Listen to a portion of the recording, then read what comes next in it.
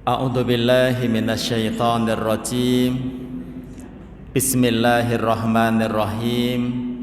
Assalamualaikum warahmatullahi wabarakatuh.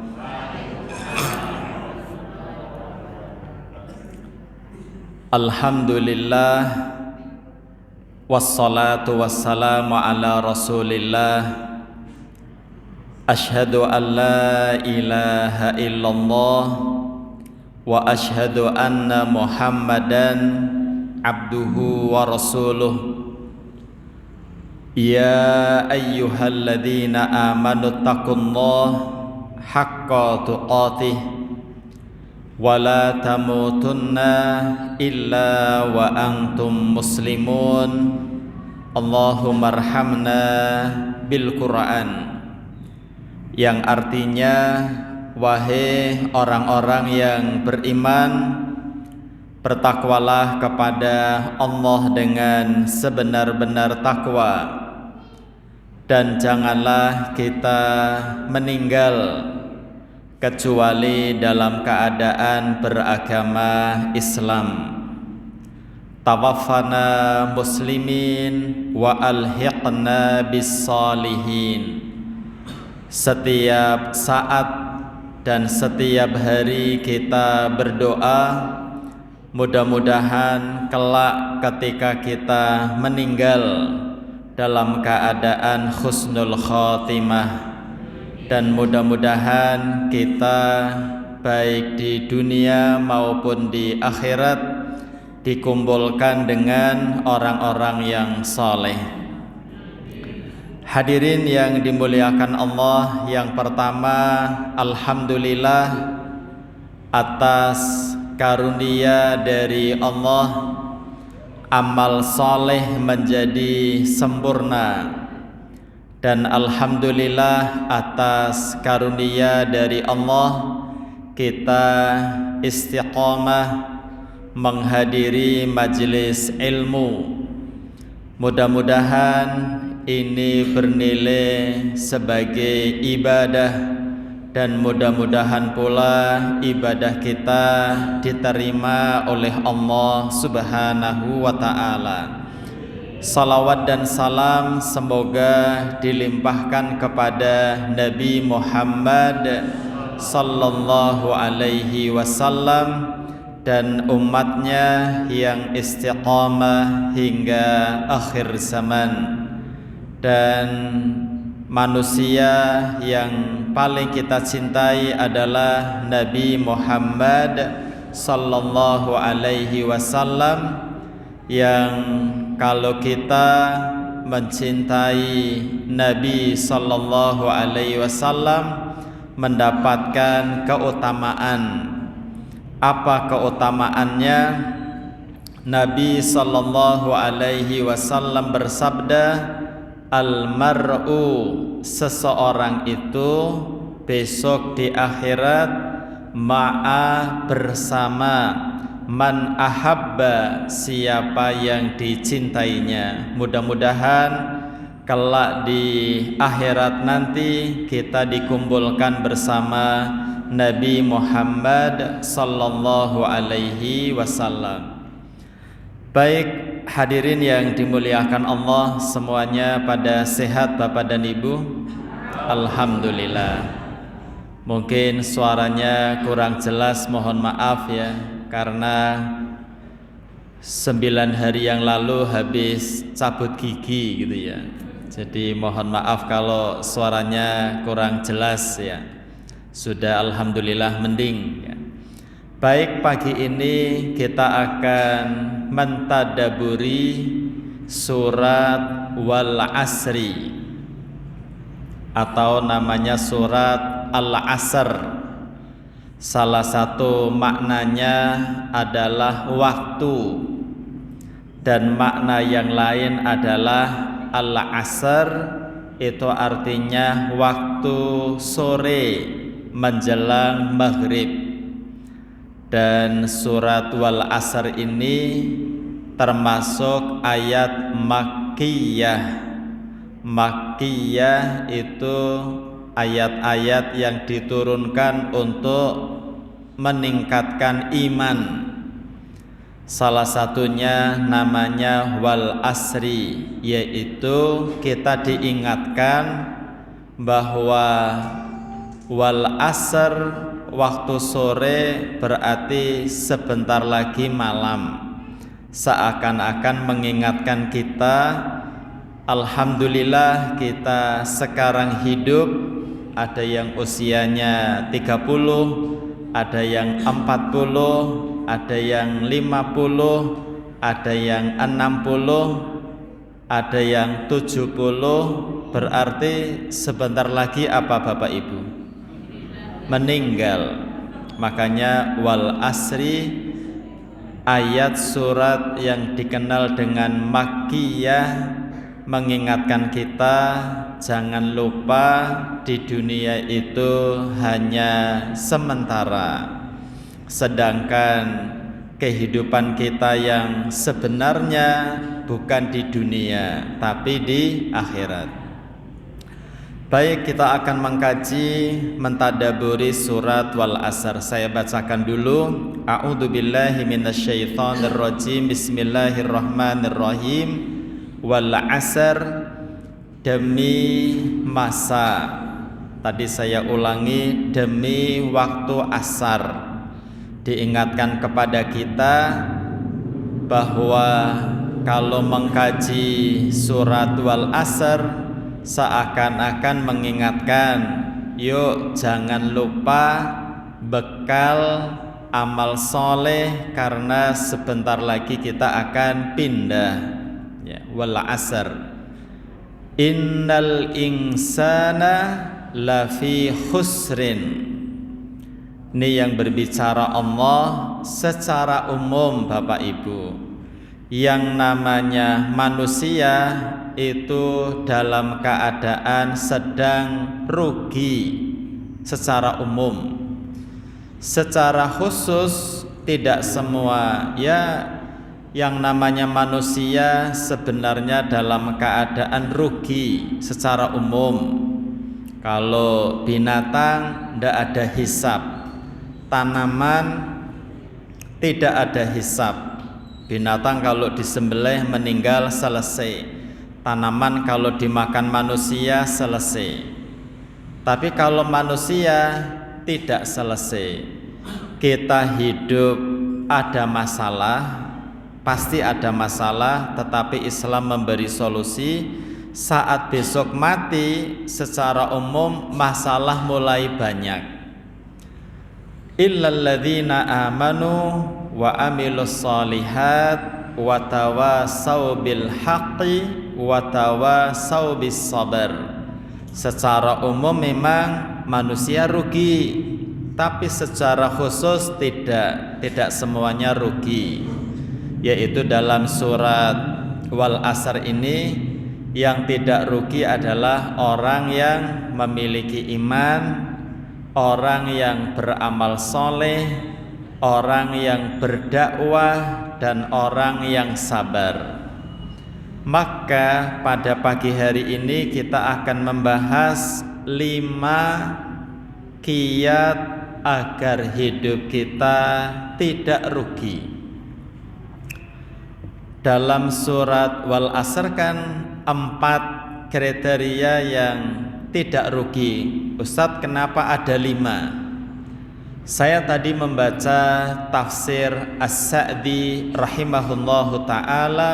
Beliau mengatakan, la yakunul iman illa bil ilmi. Artinya, iman itu tidak terwujud kecuali harus ada ilmu. Maka pada pagi hari ini akan saya sampaikan 5 kiat agar hidup kita tidak rugi, atau bahasa lainnya 5 kiat agar hidup kita beruntung. Kita akan jelaskan satu demi satu. Jadi kita sampaikan di awal dulu apa 5 kiat itu. Pertama, hidup kita harus diisi dengan ilmu. Itu yang pertama, supaya tidak rugi. Kiat yang kedua, hidup kita ini harus diisi dengan keimanan. Yang ketiga, agar hidup kita tidak rugi, maka hidup ini diisi dengan amal soleh. Yang keempat, agar hidup kita tidak rugi, yang kita lakukan adalah berdakwah. Tidak harus seperti saya mencontohkan ceramah, nanti akan kita jelaskan. Yang kelima, agar hidup kita tidak rugi, yang kita lakukan adalah sabar dalam berdakwah. Jadi insya Allah kita akan mengkaji 5 hal agar hidup kita beruntung atau tidak rugi. Mudah-mudahan Allah memberi kita pemahaman yang benar, kemudian bisa diamalkan. Sebelum kita membahas 5 kiat tadi, Bapak Ibu, saya sampaikan pendapatnya Imam Asy-Syafi'i. Imam Asy-Syafi'i rahimahullah berkata, "Lau tadabbaran nasu hadhihi surah, lau tadabbaran nasu illa hadhihi surah lawasi'athum." Apa artinya? Kata Imam Asy-Syafi'i, kalau saya, Bapak Ibu, mentadaburi, merenung surat Wal Asr, itu untuk bekal hidup sudah cukup. Saya ulangi kata Imam Syafi'i, kalau kita baca surat Wal Asr, ditadaburi, dipahami, itu sudah cukup untuk bekal hidup. Yang akan kita nanti jelaskan, surat Wal Asri mengeluarkan nasihat, yaitu tentang 5 kiat agar hidup kita beruntung, agar hidup kita tidak merugi. Kemudian sebelum kita mengkaji 5 kiat tadi, saya tadi baca dalam tafsir Ibnu Katsir. Dalam tafsir Ibnu Katsir itu beliau menjelaskan, dulu para sahabat Nabi radhiyallahu anhum satu ketemu satu yang lain. Idzal taqaya, apabila sahabat satu dengan sahabat Nabi yang lain bertemu. Kata Ibnu Katsir, mereka kalau ketemu, salah satu di antara keduanya membacakan surat Wal Asr. Setelah membacakan surat Wal Asr, innal insana lafi khusrin illal ladzina amanu wa amilus solihat wa tawasau bil haqqi wa tawasau bis sabr, baru mereka berpisah. Karena mendengar yang paling baik. Mendengar apa yang paling baik? Mendengarkan bacaan Quran. Kemudian ucapan apa yang paling baik? Ucapan yang membacakan Al-Quran. Makanya para sahabat kalau ketemu, satunya baca surat Wal Asr, satunya mendengarkan, terus berpisah. Mungkin kalau hari ini umat Islam kebanyakan kalau ketemu sama yang lain, biasanya bahas apa ya? Misal, gimana dagangannya laris, mungkin gitu kan ya, terus berpisah ya. Mungkin kalau di antara kita ketemu, gimana kabar keluarga, terus berpisah.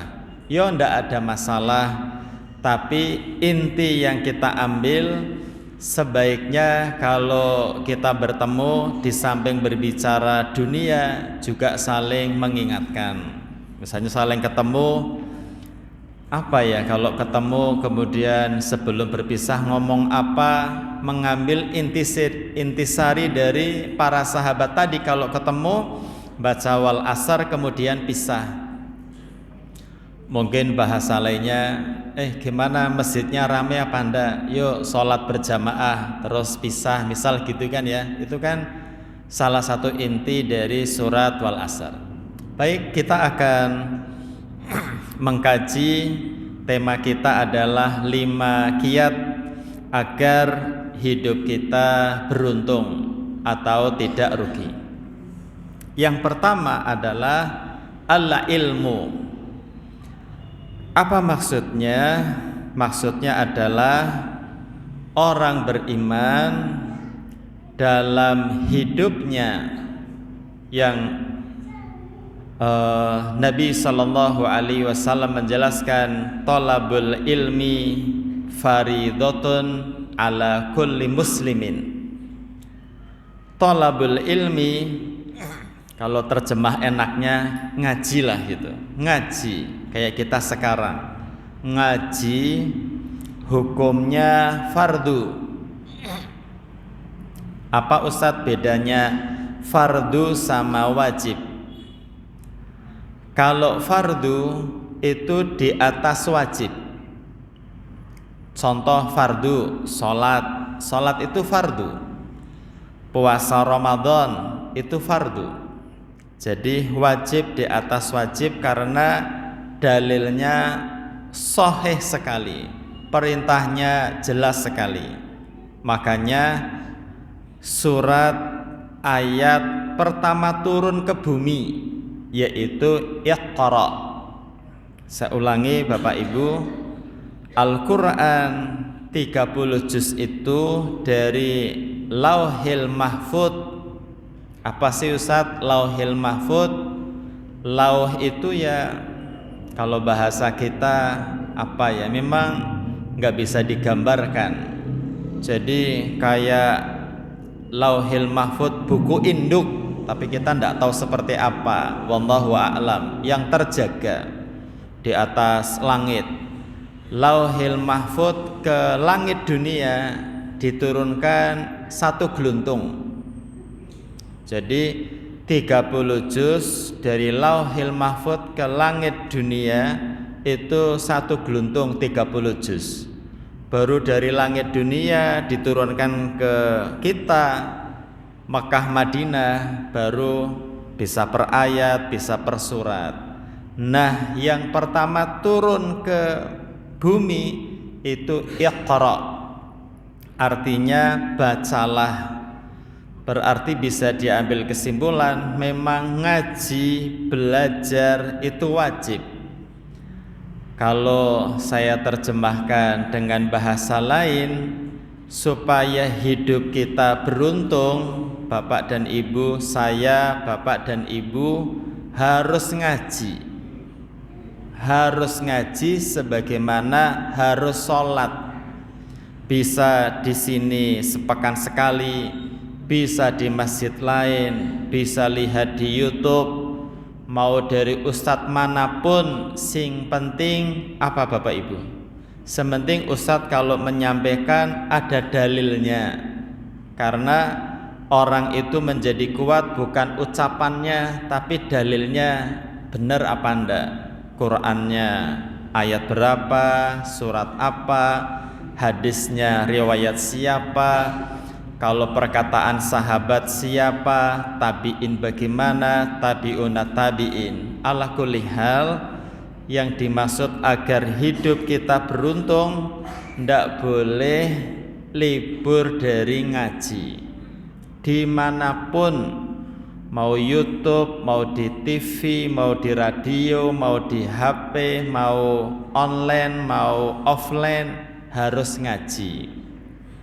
Saya jadi teringat dengan perkataan Imam Ahmad bin Hanbal, hajatun nas, butuhnya manusia, ilal ilmi, kepada ilmu, ahwaju, lebih butuh, minat ta'am, daripada makan dan minum. Saya, bapak dan ibu, kalau makan sehari berapa kali ya? 3. Tapi faktanya bisa 4 ya Pak. Ada ngemil gitu kan ya. Baik, 4. Minum sehari berapa kali? Mungkin ya 6 kali gitu kan ya. Berarti makan 4, minum 6. Sehari kita melakukan 10 kali. Kata Ahmad bin Hanbal rahimahullah, butuhnya kita kepada ilmu melebihi butuhnya kita kepada makan dan minum. Hari ini, hari Ahad, insya Allah kita ngajinya berapa kali? Minimal sekali ya hari ini, pagi. Berarti masih kurang berapa? 9 kali. Ini kalau bukan 9 sih, kurang 10 kali, biar melebihi makan dan minum. Mengapa kita ada masalah, bingung? Mengapa kadang imannya turun? Itu karena memang ilmunya kurang kokoh. Bapak Ibu silakan baca kisah tentang Ahlus Sufah. Ahlus Sufah sudah ada di internet, bisa browsing. Ahlus Sufah, sahabat Nabi dari Makkah hijrah ke Madinah, tidak punya tempat tinggal.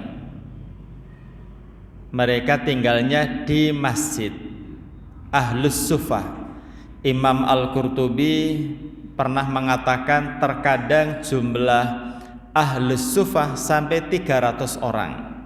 Kadang kurang, kadang 300-an orang.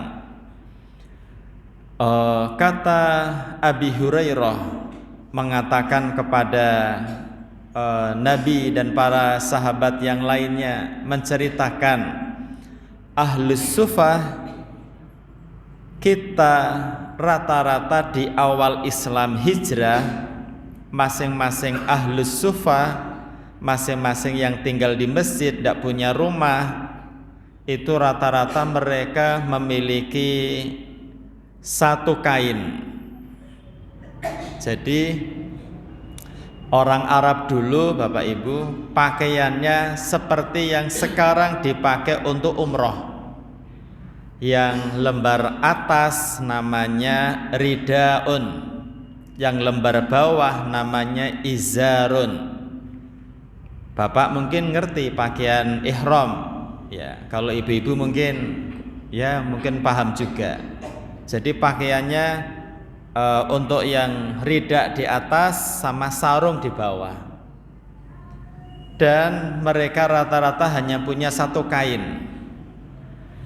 Kalau dipakai menutup atas, bawahnya dingin. Kalau menutup bawah, atasnya kedinginan. Itu kata Abi Hurairah.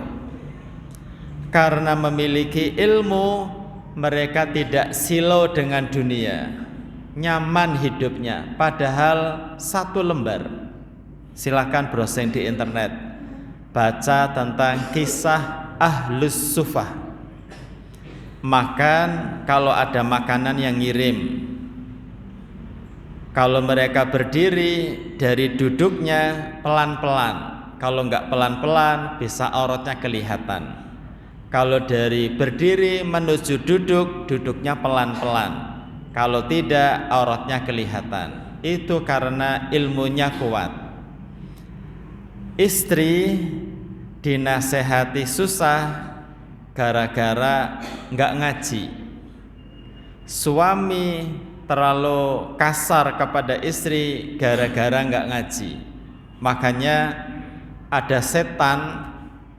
Kan setan itu punya singgasana itu di laut Bapak Ibu.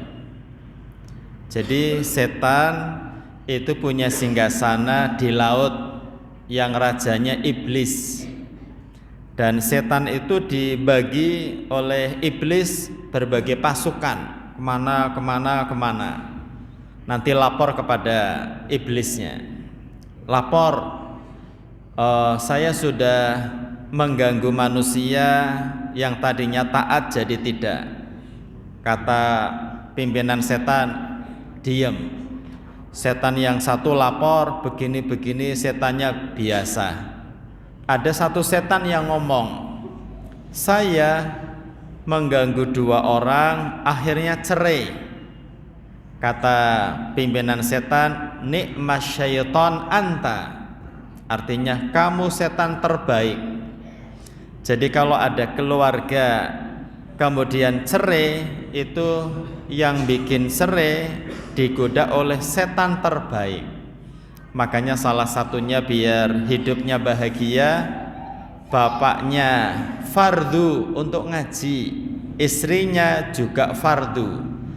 Orang kalau tidak ngaji hatinya keras. Orang kalau tidak ngaji tidak tahan banting.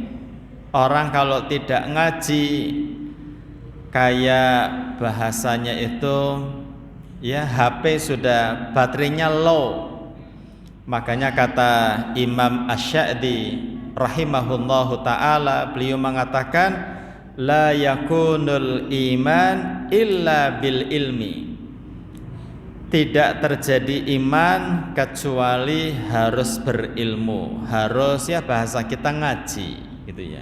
Jadi mari bismillah, hari ini sampai kita meninggal jangan berhenti dari tholabul ilmi.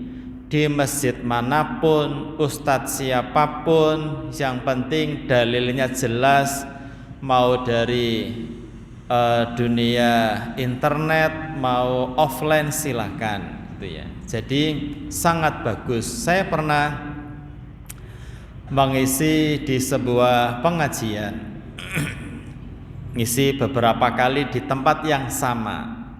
Saya heran sama panitianya, Pak, kok bisa ya yang ngaji banyak gitu ya. Terus panitianya bilang, ya Ustadz, kita punya komitmen. Jadi yang ngaji itu ada daftar hadirnya. Nyambung Bapak Ibu ya, daftar hadirnya. Panitianya bilang, Anda besok harus bawa 1 orang dari keluarganya. Masya Allah ya. Jadi misalnya yang ngaji tadinya 50, ibu-ibu semua, besok harus datang sama bapaknya. Logikanya jadi 100 kan. Nanti kalau sudah 100 harus bawa anaknya, jadi 150 misal. Itu berarti bagus sekali membina keluarga yang ngaji nggak hanya bapaknya, anaknya juga diajak, kemudian istrinya diajak, maka jumlahnya banyak. Bukan masalah banyak, maksudnya mendidik keluarga untuk cinta majelis ilmu. Baik, itu yang pertama. Yang kedua, supaya hidup kita bahagia, maka mengisi sisa hidup kita ini dengan menguatkan keimanan.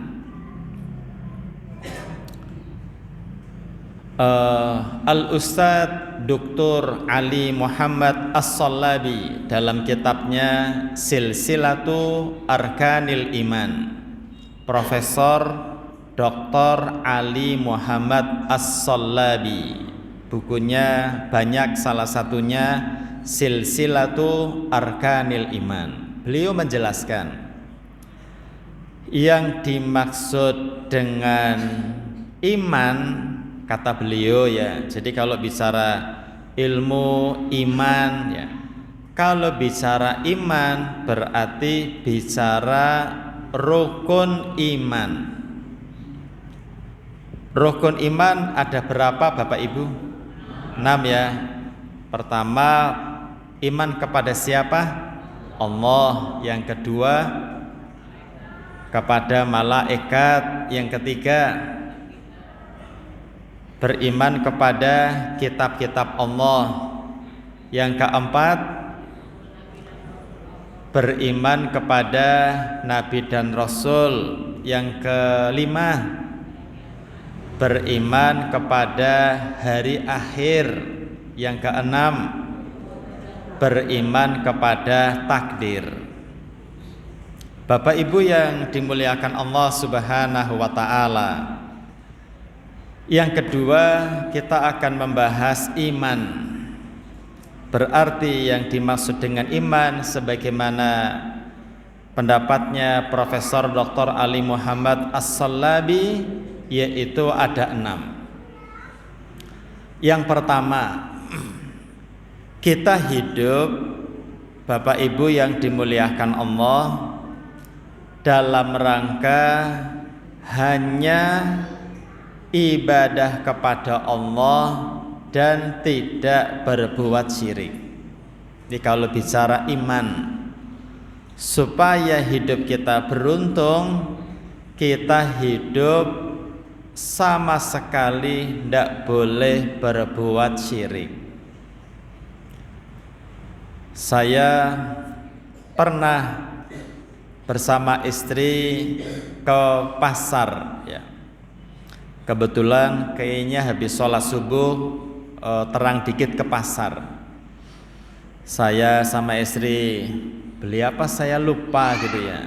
Kayaknya saya dan istri pembeli pertama.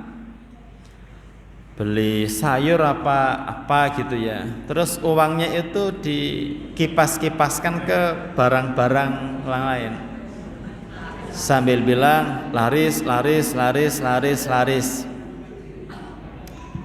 Kayaknya seperti itu tidak tepat ya. Jadi pembeli pertama uangnya dikipas-kipaskan ke barang, membuat jualnya barang dagangan laris, kayaknya enggak loh, bukan itu.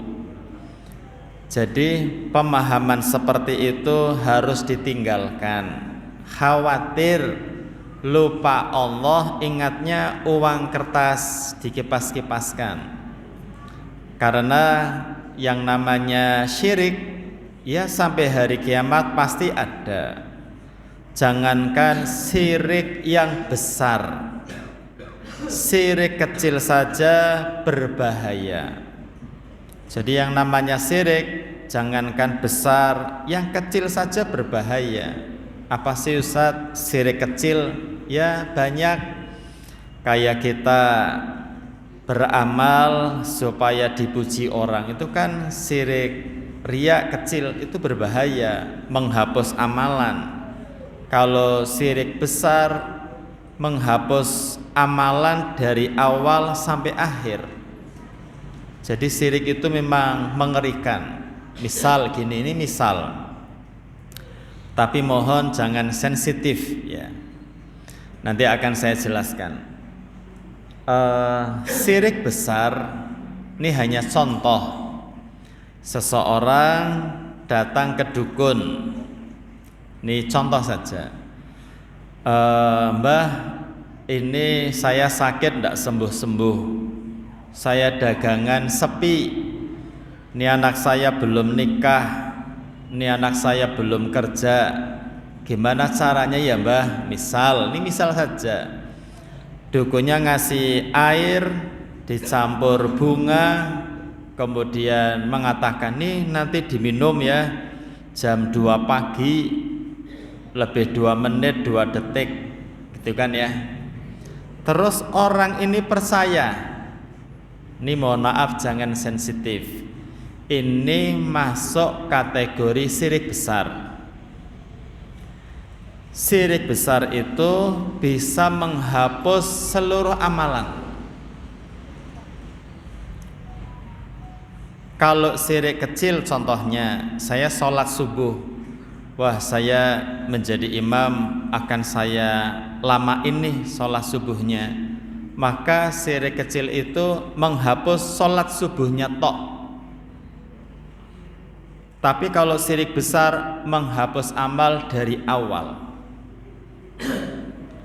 Makanya mengerikan. Lah Ustadz kok sangar banget ya menghapus seluruh amal? Iya.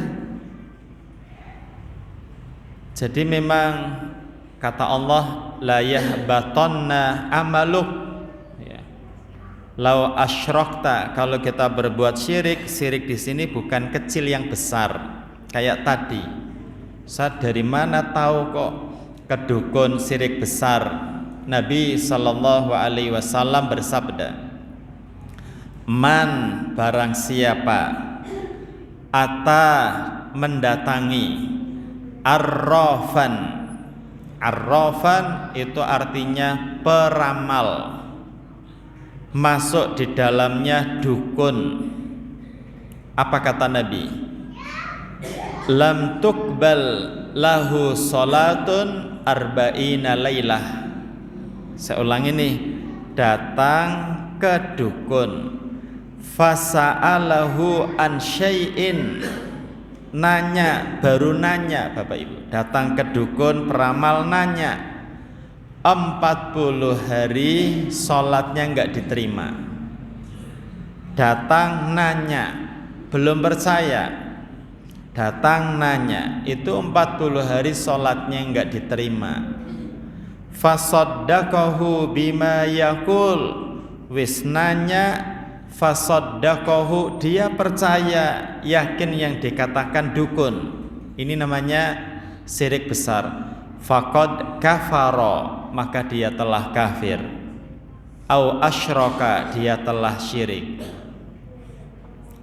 Ustadz, kalau ada faktanya ada orang begitu gimana?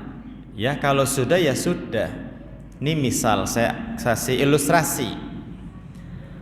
Orang dari usia 20 tahun sampai 60 tahun, berarti kan ibadah 40 tahun.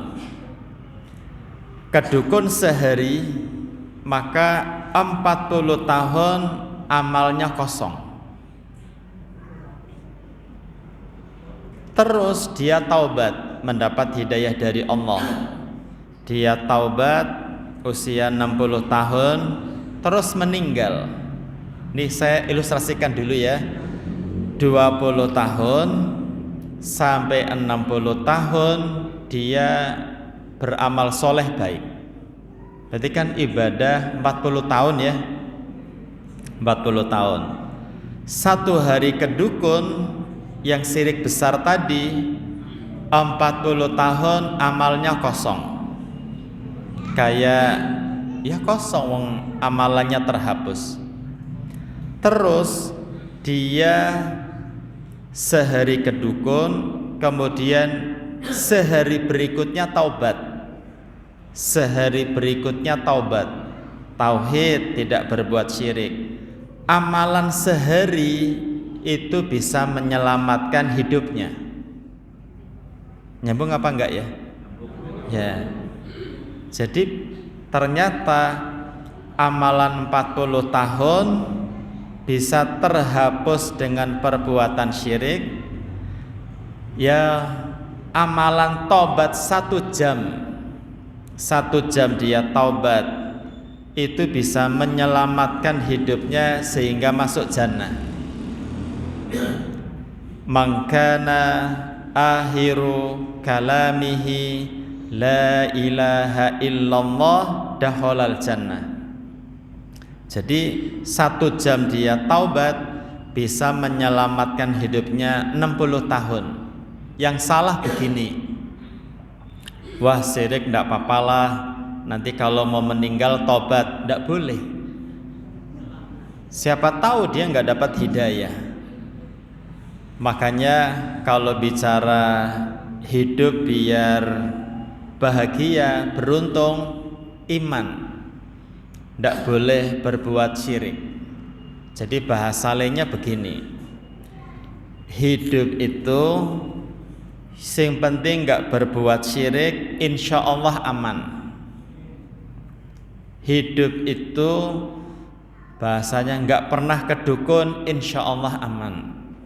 Makanya pentingnya ngaji, diingatkan tentang bahayanya syirik.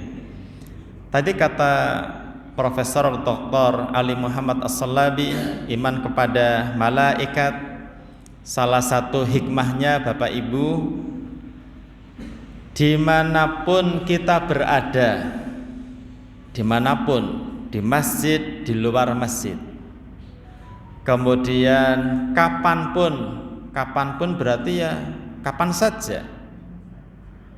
Yang ketiga, ucapan apapun itu dicatat oleh malaikat. Salah satu hikmah iman kepada malaikat, kita harus berhati-hati di mana, kapanpun, sejauh mata memandang, telinga mendengar, itu diawasi raqibun atidun. Kalau sekarang ada namanya CCTV, orang ngambil motor di mana ketahuan, CCTV. Sedangkan malaikat jelas lebih dari itu. Makanya hikmah iman kepada malaikat, kita ini diawasi oleh Allah dimanapun berada. Iman kepada kitab, khususnya ya semua kitab langit, Taurat, Injil, Zabur, khususnya adalah Al-Quran.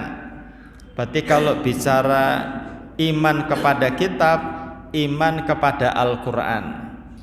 Jadi kalau bisa Bapak Ibu memang dadanya diisi dengan Al-Quran. Kan zaman dulu, di zaman para sahabat ya sampai tabi'in, tabi'unat tabi'in, mereka menjaga Quran ya di dada. Apa sih Ustadz maksudnya menjaga Quran di dada? Kalau sekarang kita lihat di masjid banyak mushaf gitu ya, menjaga Quran di lemari, menjaga Quran di mana gitu. Nah, kita gerakkan menjaga Quran di hati. Maksudnya apa?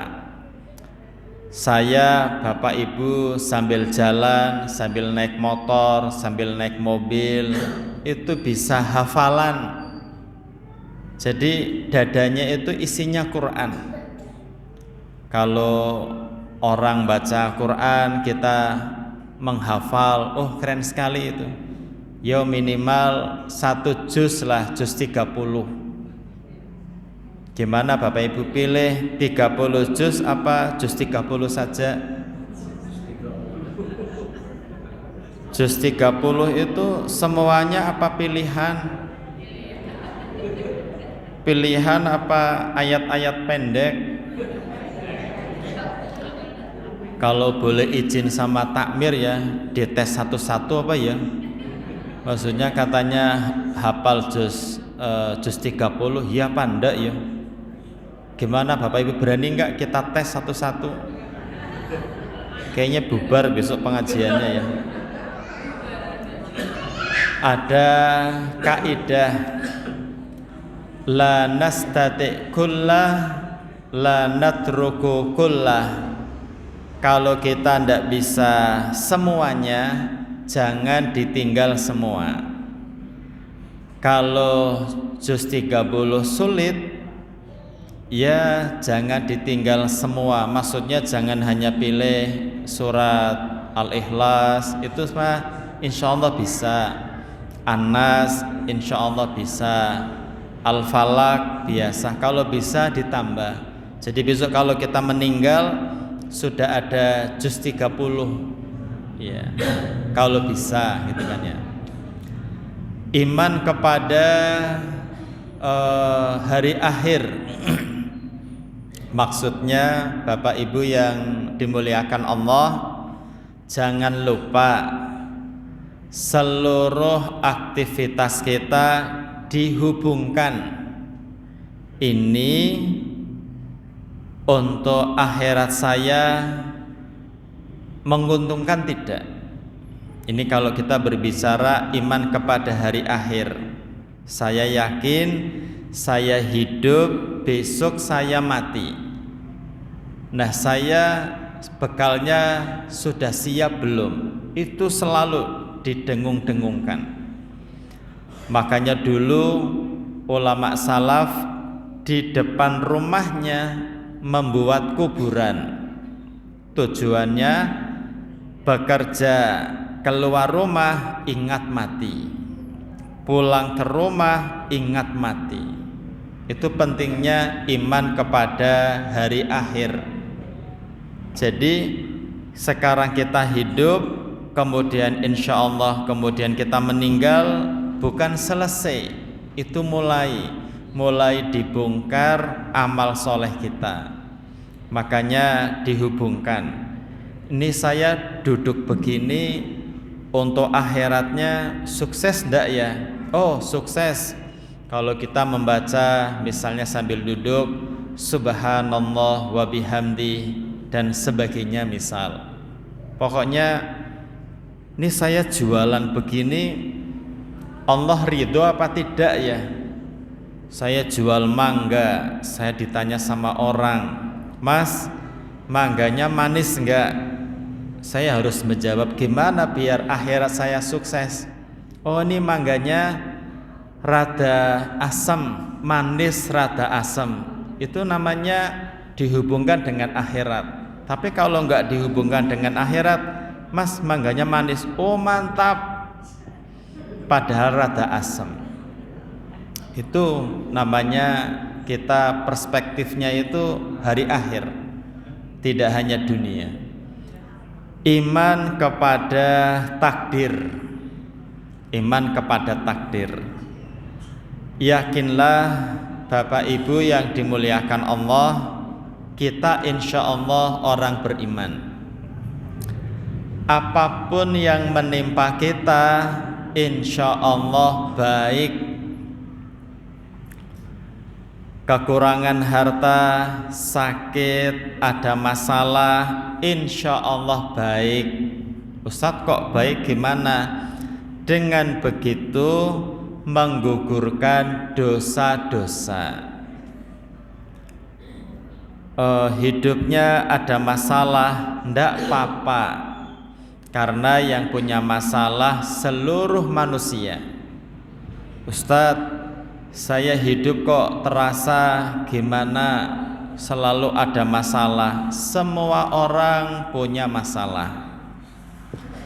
Misalnya saya kok sakit, yang sakit tidak hanya kita. Ustadz, hidup kok sulit ya, sudah bekerja disuruh infak. Orang kafir pun juga ada infak fi sabilis syaitan. Jadi untuk keburukan saja mereka mengeluarkan tenaga, pikiran dan harta. Makanya apapun yang menimpa kita khair insyaallah. Baik, kita teruskan yang nomor 3. Supaya hidup kita beruntung, diisi dengan amal soleh.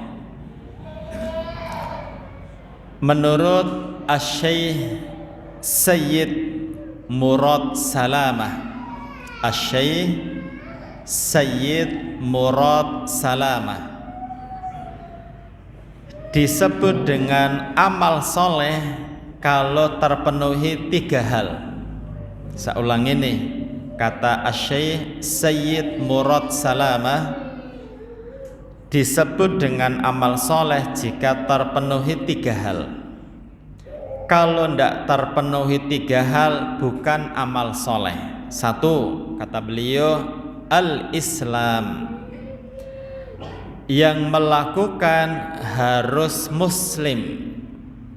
Ini misal, ada non-muslim membangun rumah sakit dengan harta dia, terus digratiskan, menghabiskan 10 miliar. Kata Asy-Syaikh Sayyid Murad Salamah, itu bukan amal soleh.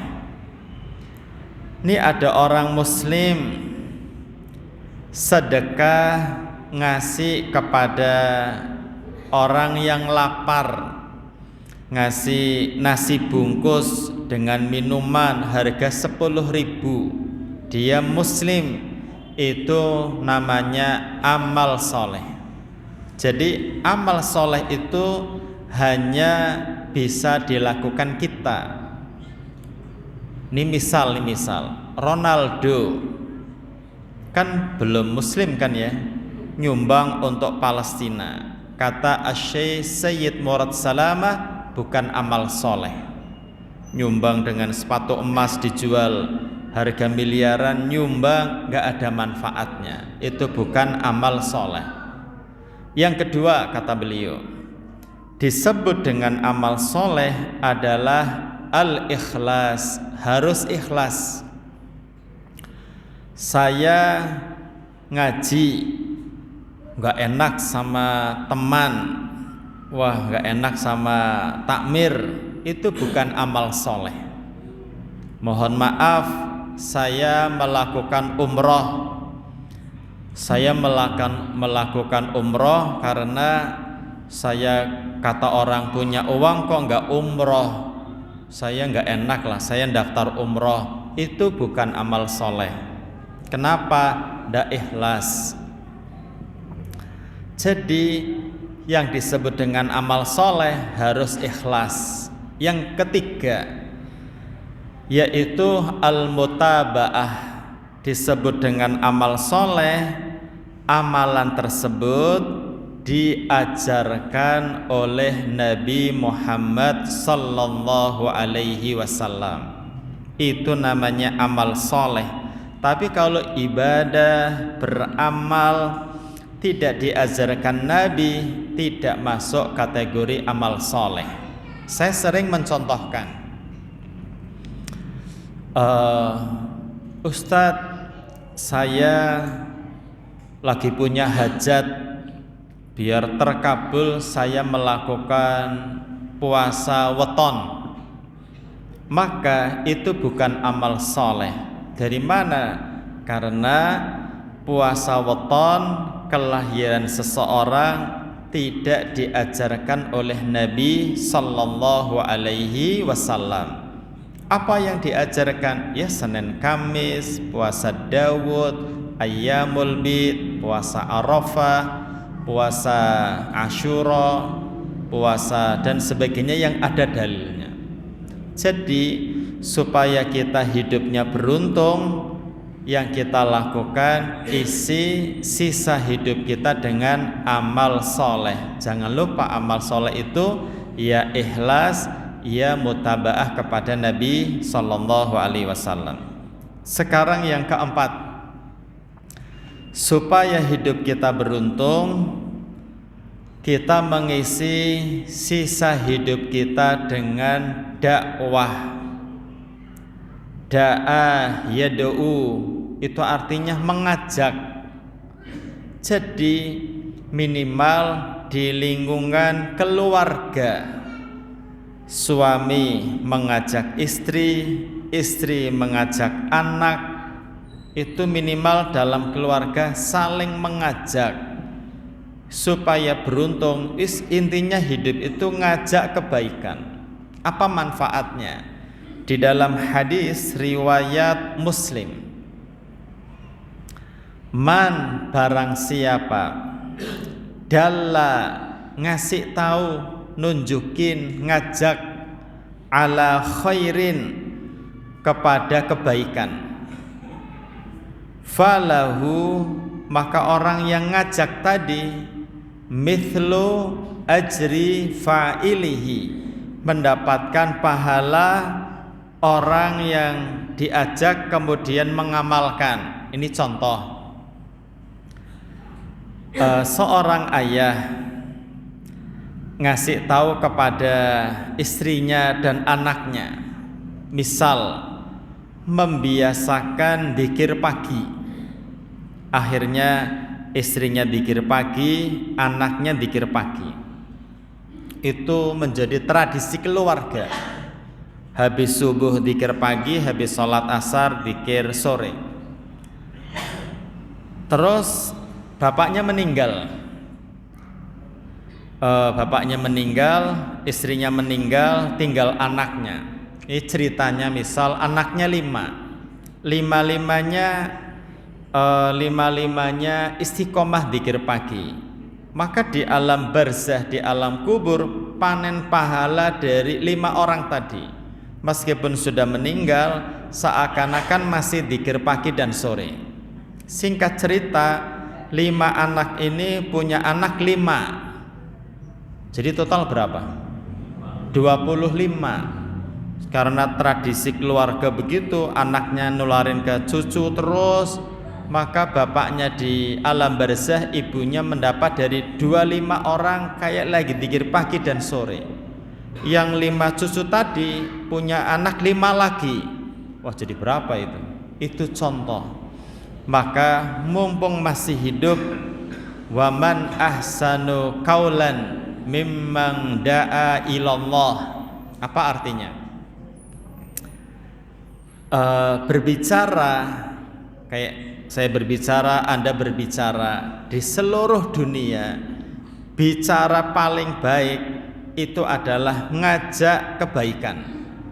Ini contoh, misalnya saya bicara pengumuman di pasar ini ada kecelakaan. Wah, itu bahasanya nggak bermanfaat. Memberitahukan berita nggak ada manfaat. Contoh ngobrol lagi, ini hari Ahad, habis ini jalan-jalan ke mana gitu ya. Itu biasa.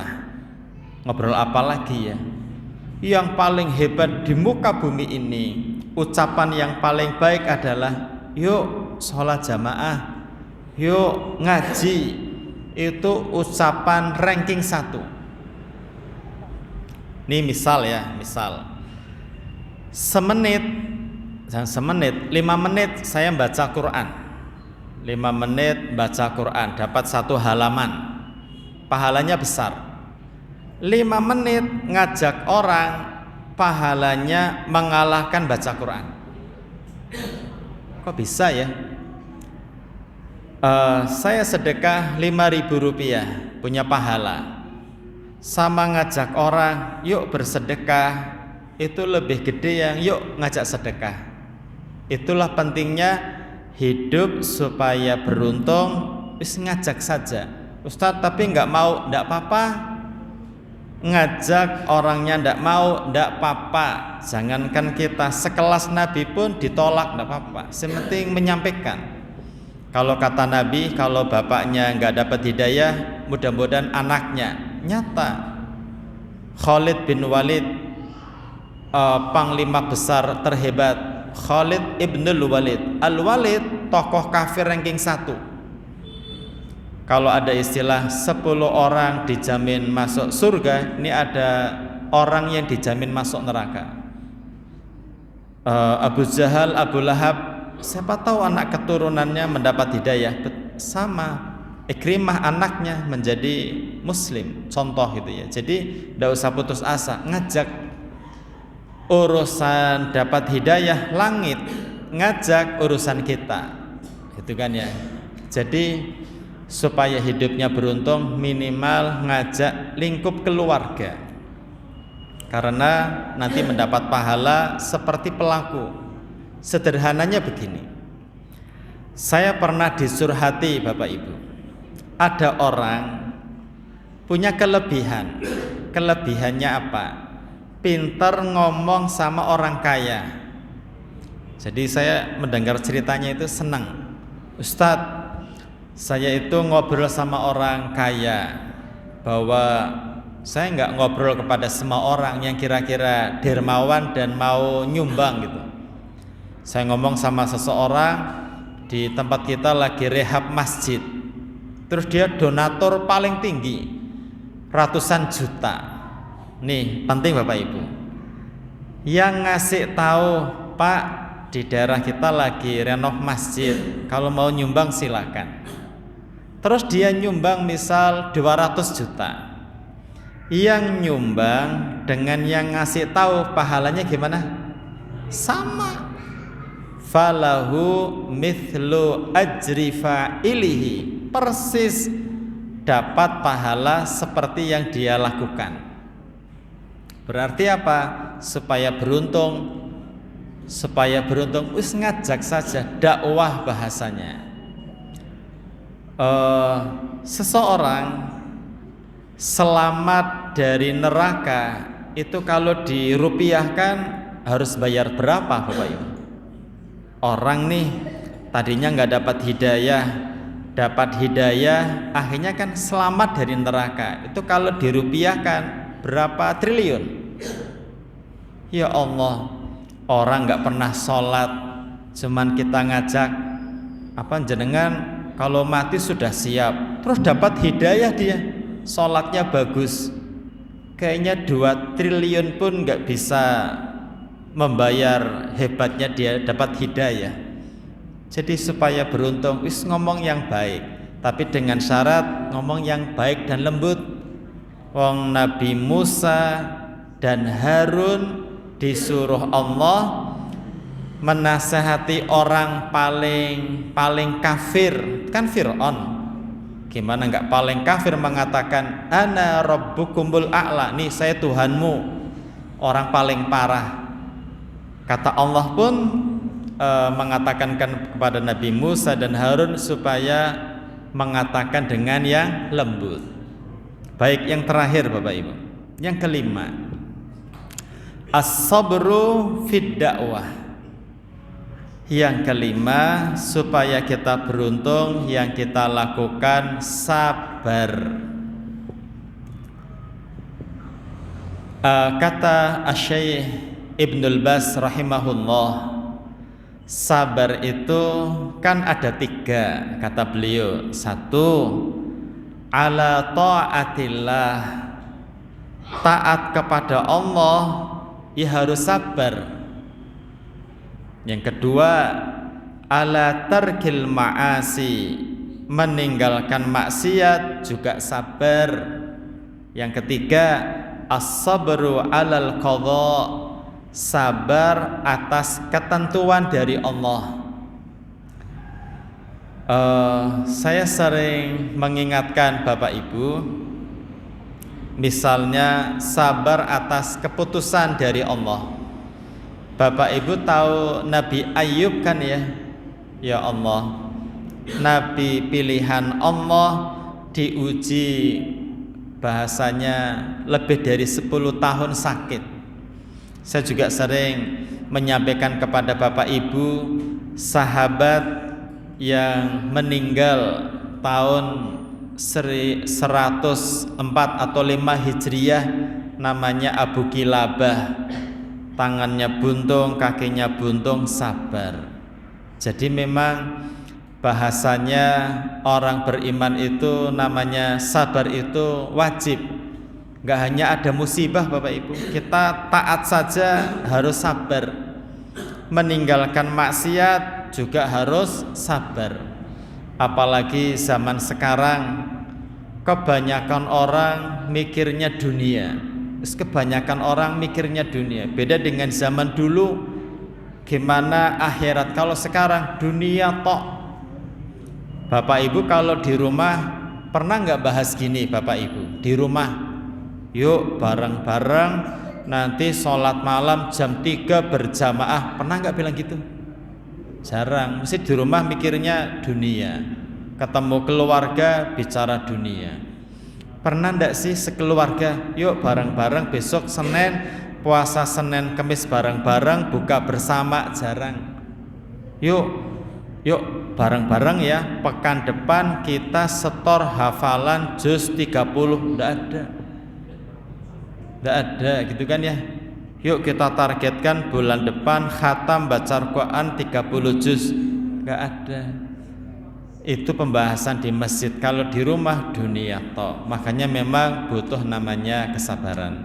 Baik, alhamdulillah, mudah-mudahan Allah memberi kita hidayah sehingga kita bisa berilmu, beriman, beramal soleh, dakwah dan sabar.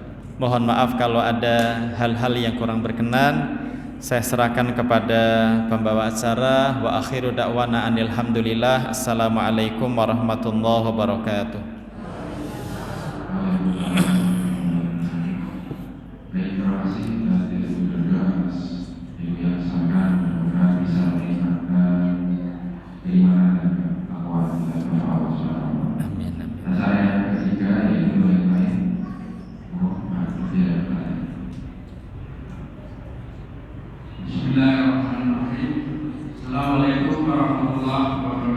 Waalaikumsalam warahmatullahi wabarakatuh. Bapak Ustaz, saya punya pertanyaan, yaitu perbedaan antara ahlu sufa dan hijrah. Pertama, Ahlu apa? ahlu sufa dan hijrah. Dan apa? Hijrah. Pertama. Dua, apabila kita mempunyai pengalaman yang baik, kemudian bisa tegur, apakah ini termasuk riya? Ketiga, kita apabila mengeser atau hiburan yang sekarang tadi seperti mari kita bertahajud, apakah ini dibilang sombong atau ya? Sekian, assalamualaikum warahmatullahi wabarakatuh. Waalaikumsalam warahmatullahi wabarakatuh. Baik, pertanyaan bagus. Apa perbedaan ahlus sufah dan hijrah? Hijrah itu pindahnya para sahabat dari Makkah menuju Madinah atas perintah Allah. Pindah, kan umat Islam di Mekah berdakwah sulit, ibadah sulit, kemudian dihalang-halangi ibadah dan dakwah. Akhirnya Allah perintahkan Nabi dengan para sahabat mencari tempat yang aman untuk ibadah, yaitu Madinah. Jadi hijrah adalah pindahnya para sahabat Nabi dari Makkah menuju Madinah karena Allah. Jadi bahasa gampangnya hijrah, pindah dari tempat yang biasa menuju tempat yang lebih islami, pindah dari kemaksiatan menjadi taat, pindah dari bid'ah menuju sunnah, pindah dari kesyirikan menuju tauhid dan sebagainya. Kalau ahlus sufah itu nama untuk orang-orang yang hijrah dari Makkah menuju Madinah, kan nggak bawa rumah, bawa harta secukupnya. Rata-rata mereka miskin. Rata-rata mereka miskin kecuali yang pinter usaha bisa beradaptasi. Tapi yang baru datang tidak punya harta dikumpulkan oleh Nabi di samping Masjid Nabawi. Jadi mereka orang-orang yang miskin. Sekali lagi, urusan mulia di hadapan Allah tidak ada urusan miskin dan kaya ya. Jadi di hadapan Allah yang mulia bukan kaya, bukan miskin, tapi yang taat kepada Allah. Jadi saya bilang miskin bukan rendah. Bahkan dalam hadis Nabi, penduduk surga kebanyakan siapa? Miskin, orang-orang miskin. Baru setelah beberapa ratus tahun datang orang-orang kaya. Jadi keutamaan orang miskin itu banyak. Ahlus sufah, orang-orang yang hijrah dari Makkah ke Madinah tidak punya tempat tinggal, dikumpulkan oleh Nabi di sekitar Masjid Nabawi, disebut dengan ahlus sufah. Zaman dulu di awal-awal Islam pernah para sahabat Nabi nggak makan kurma, yang dimakan daun-daunan. Pernah merasakan begitu saat umat Islam di Makkah digencet oleh kafir Quraisy. Jadi zaman dulu pernah pula satu orang punya satu kain saking miskinnya. Ya, ketika umat Islam jaya mulai baik. Tapi dulu pernah begitu, tapi kokoh dan kuat, gitu kan ya. Itu perbedaan ahlus sufah dan hijrah. Saya sampaikan ahlus sufah kenapa? Supaya kita hari ini banyak bersyukur, supaya kita hari ini jangan banyak mengeluh, supaya hari ini merasa tenang. Kalau kita terasa menderita, oh ternyata di zaman Nabi pernah begitu.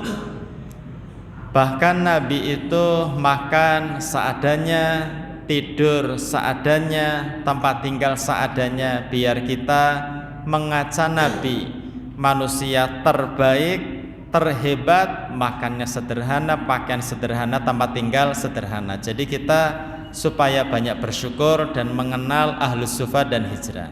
Yang kedua, ing tubdus shadaqat fa ni'ma hiya wa ing tukhfuha wa tu'tuhal fuqara fa huwa khairul lakum. Ini contoh sedekah.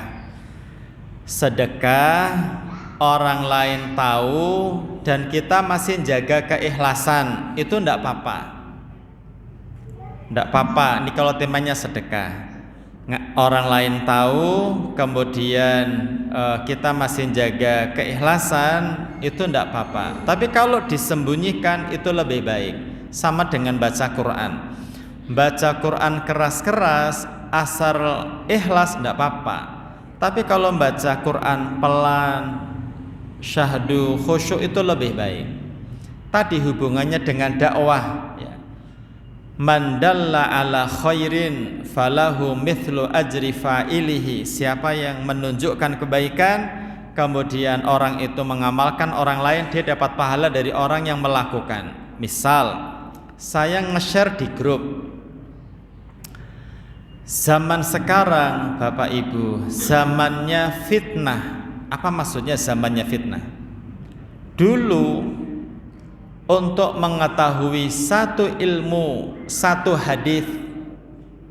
hadis itu ada sahabat yang melakukan perjalanan dari Mekah atau Madinah ke Damaskus, itu 1 bulan perjalanan untuk dengar satu hadis.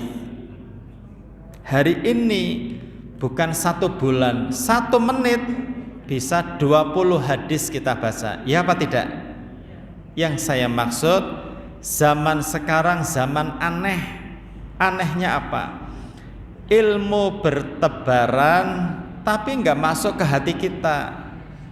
Saya ulang ini, ilmu bertebaran tapi nggak masuk ke hati kita. Terus gimana caranya? Saya pernah sharing, ini hanya sharing. Anda setuju boleh, nggak setuju nggak apa-apa. Saya pernah sharing sama beberapa ustadz. Kita punya grup dengan ustadz ya. Zaman sekarang orang kalau menerima share, misalnya tentang nasihat, 1 hari 10 kali nasihat, dibaca enggak? Saya ulangi nih. Nge-share tentang apalah dakwah sehari 10 kali, itu mohon maaf dibaca apa tidak? Mohon maaf nih, kita dapat share di grup, itu kita harusnya baca 1 share itu ditadaburi, dibaca, diresapi, baru kemudian di-share ke orang lain, gitu kan ya? Faktanya gimana? Faktanya bagus di-share, hanya baca judul sekilas scroll. Nah, Anda boleh setuju boleh tidak. Kalau saya usul bahasanya nge-share dakwah itu wajib, tapi jangan kebanyakan dan berlebihan. Anda boleh setuju boleh tidak. Ininya teknis. Karena nge-share panjang nih Pak, itu kira-kira dibaca nyaman apa enggak? Jadi kalau bisa Anda punya HP, kalau bisa jangan diam juga untuk nge-share, tapi kalau bisa pilih yang sederhana. Kalau yang scroll nggak habis-habis itu bahasanya kesulitan enggak? Kesulitan. Jadi pertama pilih yang sederhana. Yang kedua, kalau kira-kira temanya berat, sehari jangan kebanyakan. Kalau sehari dia 10 kali lebih, yang lainnya kayaknya nggak baca loh, ya apa tidak? Ya. Saya nggak suka sama orang yang tidak nge-share. Kenapa? Dia nggak berdakwah berarti. Dan saya nggak cocok sama yang nge-share panjang dan banyak. Sekali lagi ini teknis ya, Anda boleh setuju boleh tidak. Dan kalau kita nge-share kajian, kemudian ilmu gitu ya, kemudian ajakan apa, itu enggak ada hubungan dengan ikhlas apa tidak. Jadi bukan berarti orang nge-share terus enggak ikhlas, terus riya. Riya tuh mosok pamer umroh, pamer keutamaan ini. Enggak, itu enggak ria, itu malah dakwah. Makanya di hati sudah disetel, bismillah ya Allah saya ingin kebaikan, ini bagus saya share. Bisa jadi di grup keluarga, hari Jumat jenengan nge-share keutamaan baca Al-Kahfi, bagus. Wah ria itu enggak ada hubungan. Ria itu kan di hati kan. Kita enggak punya tujuan kecuali keluarga biar baca surat Al-Kahfi. Kan ada share-sharean yang sederhana ya. Kalau yang panjang-panjang disingkat, karena jangankan orang lain, kita saja kalau ada 10 share panjang-panjang mumet ya Pak ya. Jadi disesuaikan. Itu hanya teknis, Anda setuju boleh, enggak juga enggak mengapa, karena memang ada orang yang ya pokoknya ada kesempatan kita share, enggak dibaca juga enggak apa-apa, yang penting dakwah, ya enggak apa-apa, terserah, itu teknis. Tapi kalau secara umum kayaknya kalau kebanyakan share dan panjang kesulitan untuk dibaca. Jadi insya Allah tidak riya itu bagus insya Allah. Begitu ya, wallahu a'lam bishawab.